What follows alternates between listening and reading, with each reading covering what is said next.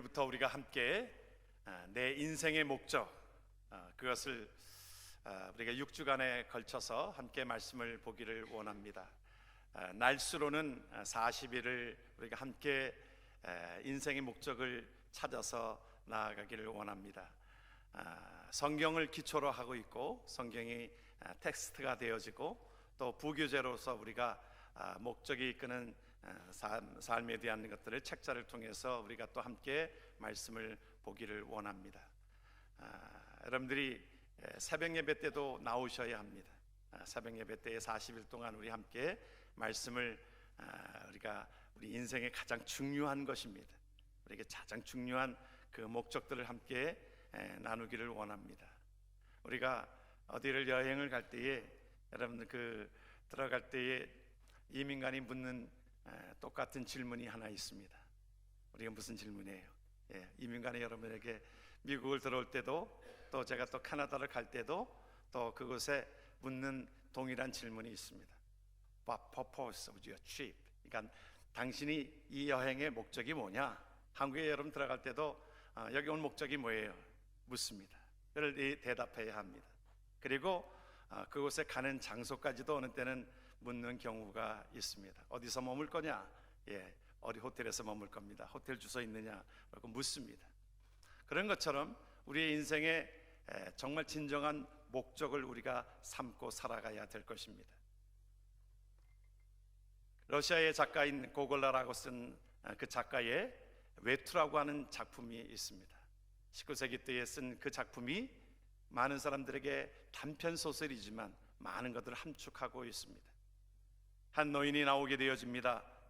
아카키의 빛이라고 하는 그 노인이 평생토록 그가 갈망하는 것이 뭐였냐면 외투 하나 사는 것이었습니다. 당시에 외투라고 하는 것은 하나의 추위를 막는 그 역할도 있지만, 그 외투라고 하는 것으로 자기의 신분이 마치 그렇게 보여지는 것처럼 보여지기 때문에 그의 평생의 소원은 외투를 하나 갖는 것이었습니다. 그래서 돈을 아껴가지고 먹는 것을 줄이고 모든 것들을 줄여서 급기야는 이제 외투를 한 벌 살 수 있는 돈이 모아졌습니다. 그래서 외투를 사가지고 정말 기뻐서 그 외투를 가지고 오는데, 그때 강도를 만나게 되어집니다. 강도를 만나게 되어져서 그 모든 것들을 뺏기고 맙니다. 그는 경찰서에 가가지고 내 외투를 찾아달라고 그냥 부르짖으면서 내 외투를, 경찰서에 가서 내 외투를 찾아달라고, 그 잃어버린 외투를 경찰이 찾아줄 수는 없었던 것입니다. 그러면서 오히려 핀잔을 줍니다. 그런데 그에게 있어서는 자기가 평생 소원이 외투 사는 것이 자기의 인생의 목표였기 때문에 그 외투를 잃어버리자마자 그는 인생의 목적을 다 잃어버리고 맙니다. 행복을 다 잃어버리고 맙니다. 그런 삶에 대한 것들을 우리에게 말씀해주고 있는 것이 그 소설의 핵심입니다. 우리가 살아가는 저와 여러분들의 삶목에 무엇이 우리의 삶의 목적입니까? 인생의 목적이 무엇이냐는 말입니다. 어떤 사람은 그럴 것입니다. 인생의 목적이 무엇이냐고 물을 때에 번식하는 것이 목적이 아니겠습니까? 그렇다고 하면 우리가 동물과 다를 바가 없습니다. 우리 인생에는 분명한 목적이 있다라고 하는 것입니다. 어떤 사람은 그렇게 얘기합니다. 사람은 이 땅에 와서 쾌락을 즐겁게 사는 것이 목적 아니겠습니까? 그렇다라고 하면 우리가 마약을 하고 술에 취해서 그러는 것들이 그에게 행복을 갖다 줄 수 있느냐? 그렇지를 못하다는 것입니다. 어떤 사람은 그럴 것입니다. 인생의 목적이 소유욕에 있다. 많이 가지면 내가 행복해질 수 있다라고 생각되어지는 것이 많은 사람들이 갖고 있는 인생의 목적일지 모르겠습니다. 마치 외투를 내가 소유하면 이것이 내 모든 행복을 갖다 줄 수 있을 것이라고 생각되어져서 모으고 하는지 모르겠습니다. 그러나 그것은 진정한 인생의 목적이 아닌 것입니다. 우리는 성경을 통하여 하나님께서 우리를 만드셨어요. 그러기에 성경을 통하여 하나님께서 우리의 인생의 목적을 우리는 밝히 깨달아야 될 것입니다. 우리가 전자제품을 사가지고 옵니다. 전자제품을 사가지고 오면은 거기에 꼭 따라오는 것이 있습니다. 따라오는 것이 뭐예요? 매뉴얼입니다. 이것은 이 매뉴얼대로 사용되어져야 합니다. 이것은 예를 들어서 이 110V, 우리가 이제 미국에 사는 분들은 우리가 110V지요. 그런데 한국은 220볼트입니다. 그런데 이 110볼트를 220볼트 꼽는 데가 꽂으면 안 되잖아요. 자세한 설명이 매뉴얼에 나와 있습니다. 그런데 우리는 그 매뉴얼을 제대로 읽어보지 않고서 그냥 쓰다가 보면 다 그렇게 망가집니다. 물론 옆에서 가르쳐주는 사람들도 있어서 그렇게 하기는 하지만 정확한 것은 그 매뉴얼에 담겨져 있습니다. 여러분, 우리의 인생은 하나님께서 우리를 지으신 목적은 어디에 담겨져 있을까요? 그 매뉴얼은 성경에 우리에게 분명히 나와 있기에 우리가 하나님 앞에 인생의 목적을 분명히 알고 살아가는 것과 인생의 목적 없이 그냥 무작정 살아가는 인생은 그 삶이 다르다라고 하는 것을 오늘 우리에게 말씀해 주고 있는 것을 우리는 보게 되어집니다. 모든 만물을, 하나님이 지으신 만물은 미물일지라도 모든 만물은 그 목적이 있어요. 여러분, 사과나무에는 뭐가 목적입니까? 사과나무가 열려지는 것입니다. 사과나무가 열려지는 것이 그 사과나무의 목적인 거예요. 그것을 다른 사람들이 따먹게 하고 다른 사람들이 기쁘게 하고 그것이 사과나무의 본래의 목적이고, 그것을 많은 열매를 맺을 때에 많은 사람들이 그 사과를 따먹고 기쁨을 얻을 때에 사과나무는 뭐라고 그럴까요? 말을 한다라고 하면 나는 행복했노라. 포도나무가 주렁주렁 열려서 많은 사람들이 이것을 따먹을 때에 포도나무는 뭐라고 그럴까요? 나는 행복하였노라. 여러분, 저와 여러분들의 삶이 하나님께서 만드신 목적이 분명히 있습니다. 그 목적을 따라서 내 삶이 사라지고 많은 사람들을 기쁘게 하고 하나님을 기쁘게 하는 그 삶이라고 하면 우리는 훗날 주 앞에 섰을 때에 나는 행복하였노라. 여러분, 그러한 고백이 저와 여러분들 속에 있어지길 주의 이름으로 축원합니다. 그런데 많은 사람들은, 삶의 목적을 모르고 살았던 사람들은 열심히 살아왔지만 열심히 살아오고서 나중에 뭐라고 얘기합니까? 죽을 때에 내가 헛살았다 그래. 헛살았다 그래. 내가 헛살았어. 여러분, 우리 인생을 마치고 갈 때에 여러분, 이런 소리로 우리가 나아갈 것입니까? 아니면 우리가 내가 헛산 것이 아니라 내가 참 잘 살았다, 내가 복되게 살았다, 하나님의 나라를 위하여 살아왔다 라고 하는 그 고백이, 하나님의 뜻대로 살아왔다라고 하는 고백으로 나아갈 때에 우리의 삶은 마지막에 행복한 삶을 누리게 되어지는 것일 줄 믿으시길 주의 이름으로 축원합니다. 저는 많은 분들을 이제 장례식을 치르면서 장례식을 맞이할 때에 설교 준비를 합니다. 그 사람에 대해서 설교 준비를 합니다. 그러면서 설교 준비를 하면서 물론 저에게 주시는 메시지로 받아들여집니다만은 그 가운데 그가 이력이 있습니다. 어느 대학을 나왔고 어디에서 뭐 무슨 일을 하고 어떤 권력을 잡았고 또 훌륭한 일을 하고 뭐 그런 것들을 가지고서 설교의 소재로 삼지 않습니다. 그것이 무슨 소용이 있겠어요? 이 땅에서 잘 먹었고 좋은 집을 가졌고 좋은 차를 타고 또 하나의 무슨 권력을 가졌고 그런 것들이 그의 삶의 마지막에 무슨 소용이 있겠습니까? 그것이 하등 부러울 것도 아니고 우리는 그것 가지고 하나의 목사로서 그것을 내세울 것이 아무것도 없다는 말입니다. 그가 하나님 앞에서 목적 있는 삶을 살았는가 나름대로 확인하고, 그가 하나님 앞에 그 목적을 다하여 그 삶을 살았던 헌신적인 그 삶을 우리가 하나님 앞에 고하고 또 성도들에게 소개하고 나아가는 것이 제가 장례식을 준비하는 그 모습입니다. 그러면서 저에게도 그것이 꼭 그 사람에게 아니라 꼭 저에게도 준비하면서, 그러니까 장례식을 준비할 때마다 제가 많은 은혜를 받습니다. 저에게 도전이 되어집니다. 저도 하나님 앞에 그때에 정말 하나님 앞에 성실하게 하나님의 일들을 감당하였고 정말 잘했다 칭찬받는 하나님의 음성을 듣기를 위한 그 삶으로 다시 한번 다짐을 하게 되어지는 것입니다. 저와 여러분들의 삶이 하나님 앞에 하나님의 목적을 다시 한번 확인하면서 우리가 하나님 앞에 목적으로 살지를 못했다라고 하면 다시 조정하고 하나님께서 우리에게 향하신 그 뜻을 발견하고 하나님 앞에 목적을 다하여 살아가는 인생, 훗날 하나님 앞에 섰을 때에 하나님께서 잘하였다라고 칭찬받는 하나님의 귀한 삶이 되어지길 주의 이름으로 축원합니다. 여러분, 우리의 인생의 목적이 무엇입니까? 인생의 참된 비전은 무엇입니까? 인생의 참된 인생의 비전은 하나님을 우리의 인생의 최우선으로 두는 것인 줄 믿으시길 주의 이름으로 축원합니다. 하나님 앞에 드려지는 삶이에요. 성경은 이렇게 말합니다. 로마서는 이렇게 표현합니다. 같이 한번 말씀을 봅니다. 또한 너의 지체를 불의의 무기로 죄에게 내주지 말고 오직 너의 자신을 죽은 자 가운데서 다시 살아난 자 같이 하나님께 드리며 너의 지체를 의의 무기로 하나님께 드리라. 할렐루야. 우리의 삶이 육신적으로 이 땅에 살아갑니다. 요새는 우리가 100년을 우리가 산다고 했던 모든 것 가운데에서 우리의 육신에 있는 삶을 통하여 우리가 우리의 삶의 목적을 따라서 살아가야 될 것인데, 우리가 이것을 어디에 두지 말라고요? 죄의 불의의 병기로 두지 말고 우리의 삶을 어떻게 조정하라고요? 너의 지체를 의의 무기로 하나님께 드리라. 아멘. 하나님께 드리는 삶이, 여러분, 사과나무가 그 열매를 맺어 가지고 그 많은 사람들을 기쁘게 한 것처럼 저와 여러분들의 삶의 목표가 하나님 앞에 드려지는 삶으로 인하여 하나님을 기쁘시게 하면 우리의 삶이 그것으로 인하여 지으신 자의 그 목적에 합당한 삶이 되어지면 저와 여러분들의 삶은 행복한 삶이 되어질 줄 믿으시길 주의 이름으로 축원합니다. 그래서 우리의 삶을 의의 병기로 우리가 잃으면 잃을수록 좋습니다. 우리가 그러나 늦게 믿었어도 우리가 하나님 앞에 내가 분명한 뜻을 알고 하나님 앞에 그 삶을 알았다라고 하면 이것은 귀한 일이지요. 무디 선생님이 이제 젊은 청년을 이제 그에게 얘기합니다. 좀 헌신하자고, 하나님 앞에 의의 병기로 드리자고 그 삶을 그렇게 재촉을 하는데 말을 듣지 않습니다. 내가 할 일이 너무 많습니다.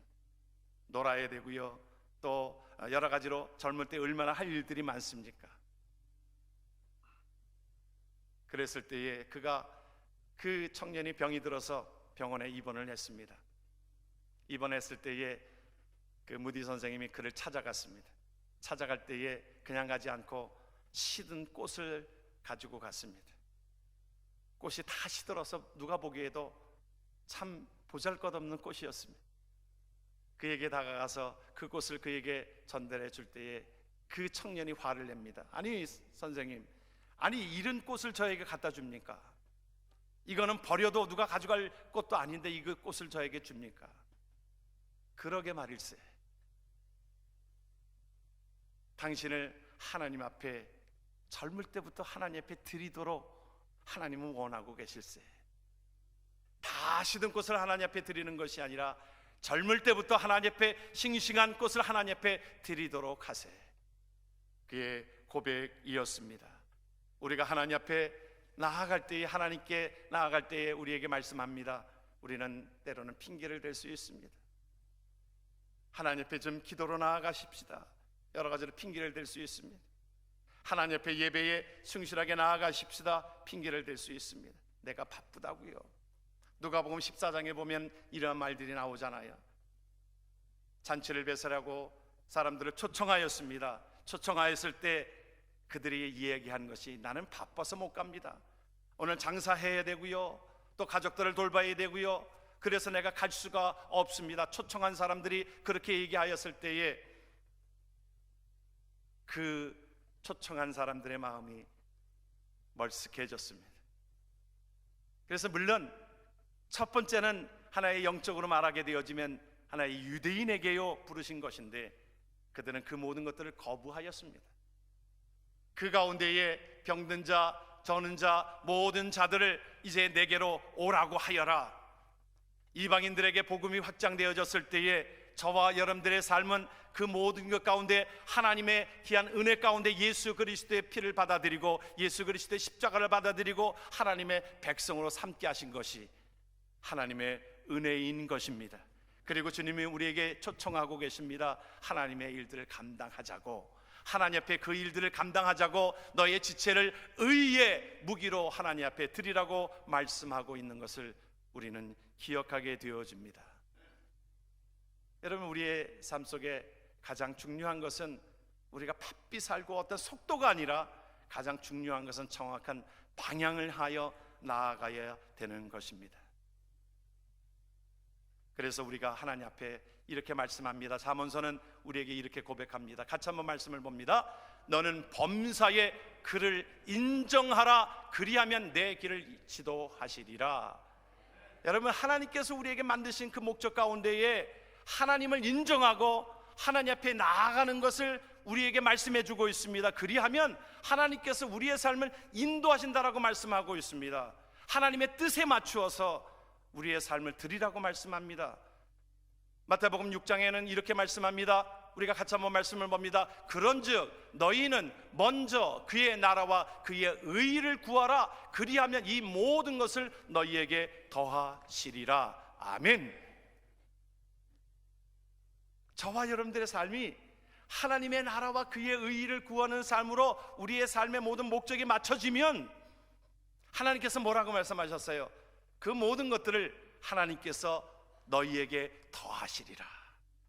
너희가 구하는 모든 것들, 구하지 않은 것조차도 하나님께서 하나님의 나라와 의를 구하여 너의 삶의 방향이 설정이 되어지면 하나님 앞에 나아가는 삶이 먼저 되어질 때에 하나님께서 그 삶을 인도해 주신다라고 하는 것이 하나님의 약속인 줄 믿으시길 주의 이름으로 축원합니다. 하나님은 우리에게 분명히 약속하고 계세요. 이것이 너희의 시선이 하나님께 거하게 되어지면 포도나무는 그 많은 가지에 많은 열매를 맺습니다. 그런데 이 열매를 맺기 위해서 할 일은 무엇입니까? 내 안에 거하라 말씀합니다. 내 안에 거하라. 저와 여러분들의 삶이 예수 안에 거하라. 그리하면 너에게 많은 열매를 맺히게 한다라고 말씀한 것이 오늘 저와 여러분들에게 주시는 삶인 것입니다. 그런데 오늘 우리가 함께 말씀을 보는 것 중에 하나는 우리의 육신을 가지고 하나님 앞에 영광을 돌리게 되어지는데, 우리의 육신은 죄로 인하여 우리의 육신은 말을 듣지 않습니다.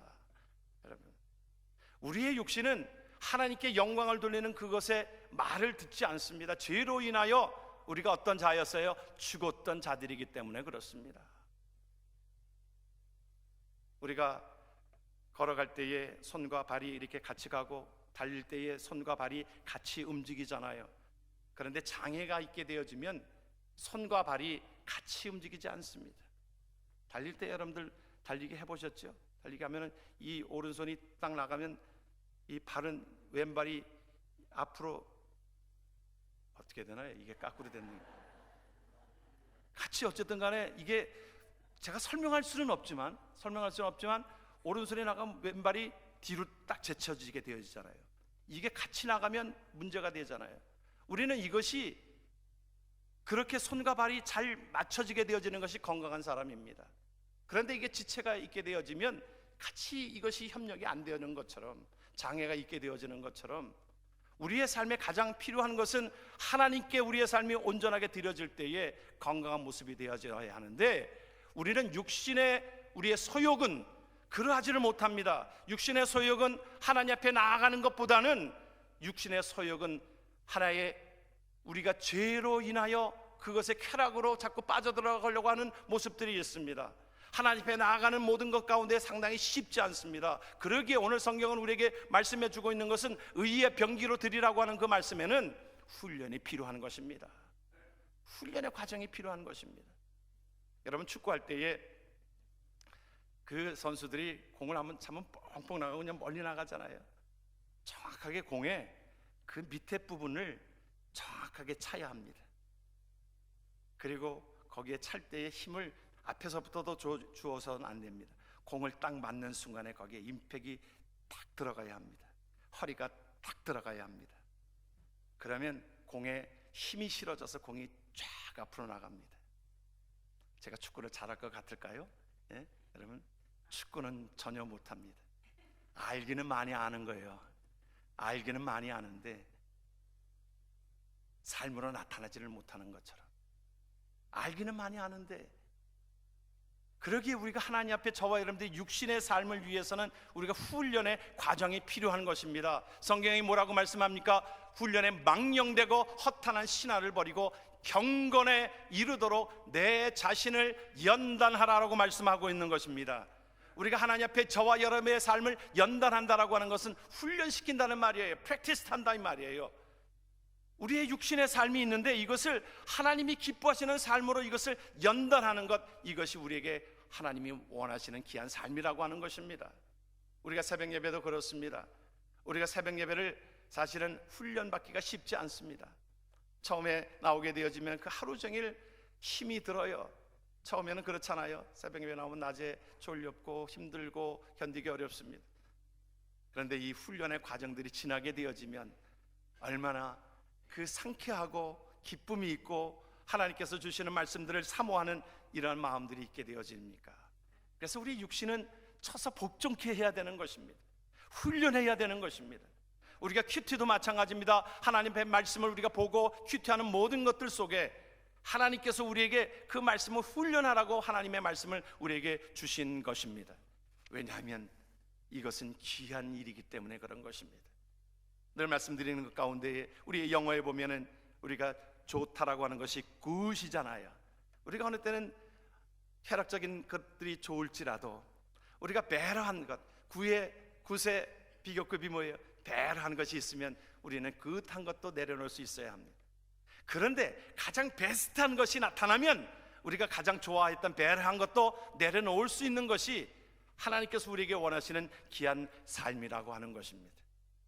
그래서 우리가 하나님 앞에 저와 여러분들이 하나님의 나라를 소망하면서 이 땅의 소망이 아니라 하나님의 나라를 소망하면서 우리에게 주신 은혜가 있기에 하나님 앞에 저와 여러분들이 무거운 죄를 우리가 버리라고 말씀합니다. 우리에게 말씀해 주시는 히브리서 12장에 있는 말씀을 같이 한번 말씀을 봅니다. 이러므로 우리에게 구름같이 둘러싼 허다한 증인들이 있으니 모든 무거운 것과 얽매이기 쉬운 죄를 벗어버리고 인내로서 우리 앞에 당한 경주를 감당하라고 말씀하고 있는 것입니다. 그러기에 우리가 하나님 앞에 저와 여러분들의 삶이 하나님을 향하여 우리의 마음을 드려야 될 줄을 믿습니다.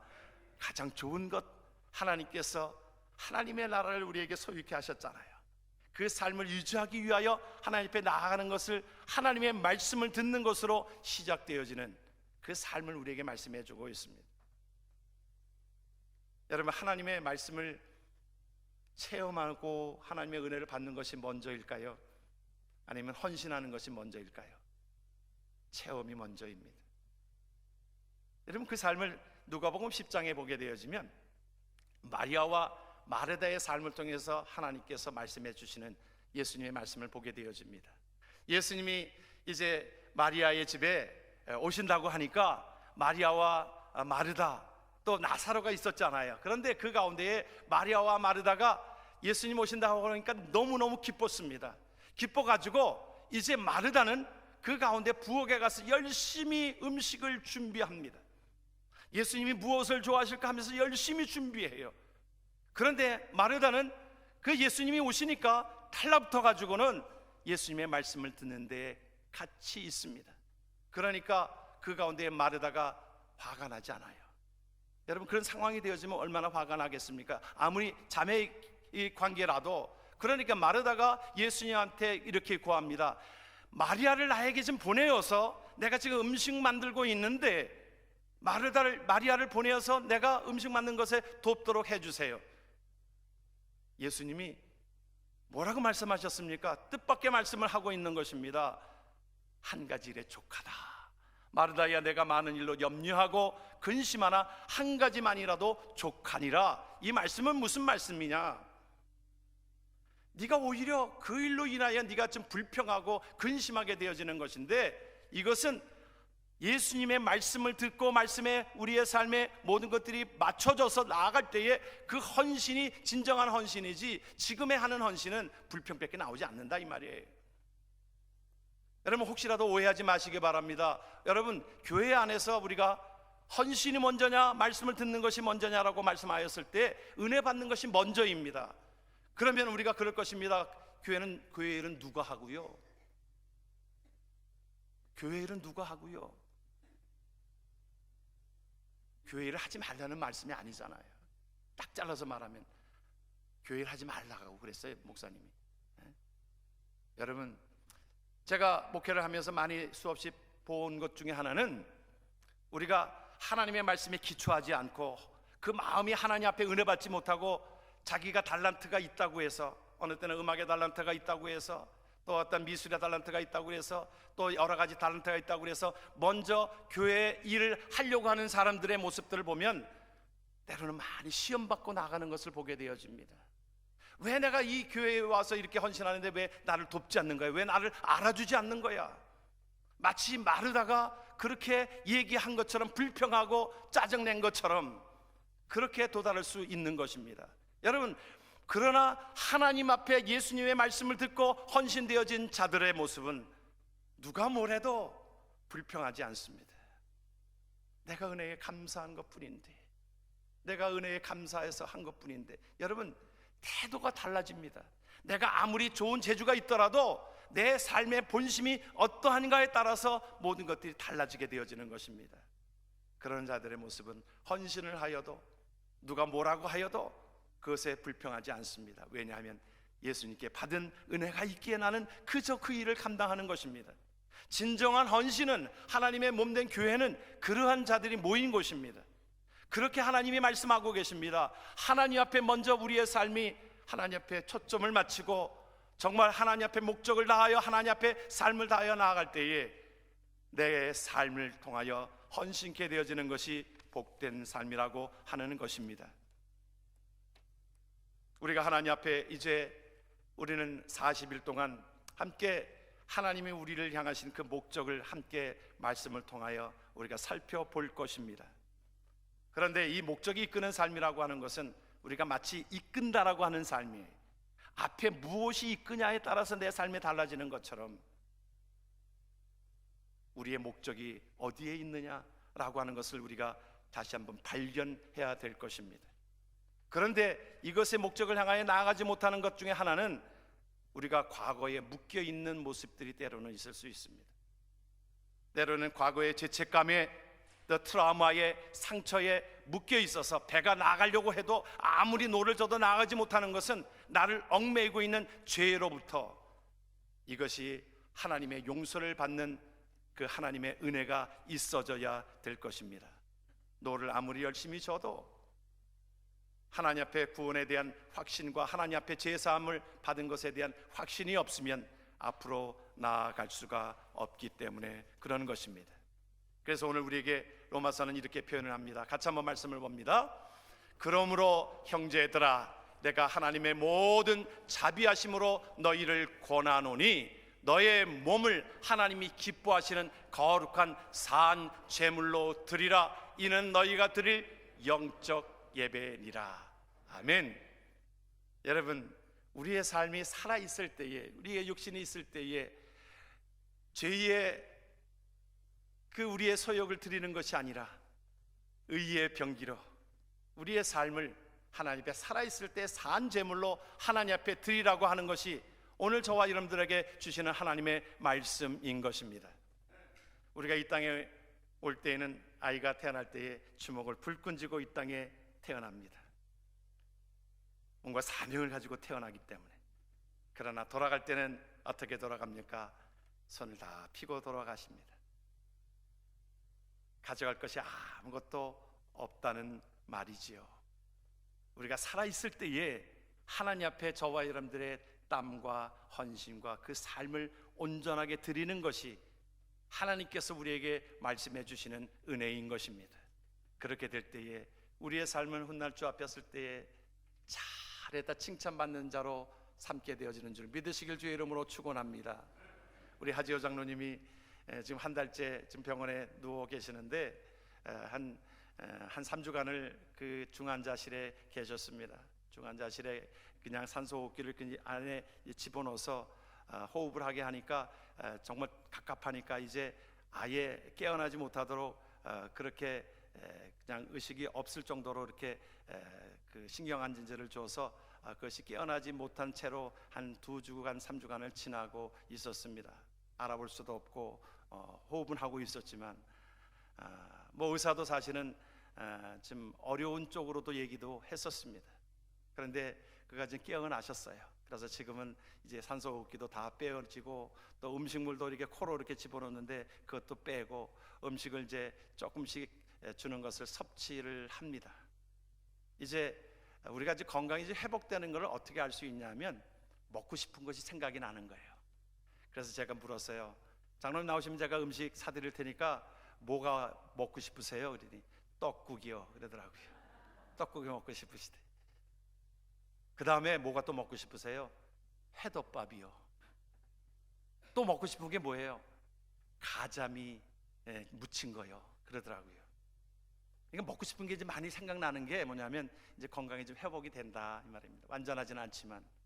그러면서 그가 우리 교인들이 기도해 준 걸 아셔요. 그래서 내가 기도해서 이렇게 깨어났는데 내가 교인들한테 떡을 대접하고 싶어요 그러더라고요. 그랬더니 그 다음날 갔더니 바뀌었어요. 떡을 대접하려고 그랬는데요, 떡은 먹으면 없어지잖아요. 하나님 앞에 헌금으로 드리고 싶어요 그래요. 하나님이 주신 마음이라 생각이 되어져서 그래요 장로님, 하나님이 주신 마음인데 제가 생각나는 것이 있어서 그러면 기념되게 깨어나시면 우리 교육관에 여러 가지 또 비품들도 필요하고 또 음향시설도 필요하고 그러니까 그 몫으로 기념되게 하나 하세요 그랬더니 그러시겠다고 그러셨어요. 우리가 살아있을 때에 여러분, 우리가 오늘이라도 하나님께서 우리에게 오라고 하면 우리는 다 두고 가야 할 것입니다. 있을 때에 하나님 앞에 우리가 거룩한 산 제물로 드려지는 삶으로 인하여 하나님께서 우리를 만드신 그 목적대로 살아감으로 인하여 하나님께서 우리의 삶을 훗날 우리를 평가하실 때에 그래 잘했다 충성된 종아, 그러한 음성들이 저와 여러분들 속에 들려짐으로 인하여 그래요 우리 행복하게 살았습니다. 하나님의 목적을 따라서 우리의 삶이 그렇게 살아감으로 인하여 내가 행복했습니다 고백이 되어지는 저와 여러분 되기를 주의 이름으로 축원합니다. 기도합니다.